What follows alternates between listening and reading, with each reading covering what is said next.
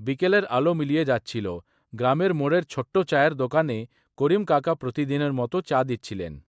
সেদিন দোকানে এক নতুন ছেলে এলো। ছেলেটার চোখে ক্লান্তি, হাতে একটা পুরনো ব্যাগ। করিম কাকা জিজ্ঞেস করলেন, চিনি কম না বেশি? ছেলেটা অবাক হয়ে বলল, আপনি জিজ্ঞেস করলেন? মানুষের মন বুঝতে চিনি লাগে বাবা। দোকানে সবাই হাসল, ছেলেটা হাসল না। আমি শহরে চাকরি খুঁজতে গিয়েছিলাম, 3 মাস ঘুরেও কিছু পেলাম না। আজ বাড়ি ফিরছি।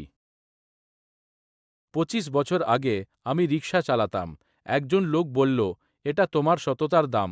সেই দিন থেকে সঞ্চয়। বাবা, চায়ের দোকানে শুধু চা বিক্রি হয় না, একটু ভালোবাসাও বিক্রি হয়। পরদিন সকালে ছেলেটা আবার দোকানে এলো। এবার তার চোখে হতাশা নেই। আমি শহরে আবার যাব। মানুষ পড়ে যায়, আবার উঠে দাঁড়ায়। চায়ের মতো যত বেশি ফুটবে, তত বেশি গন্ধ বের হবে।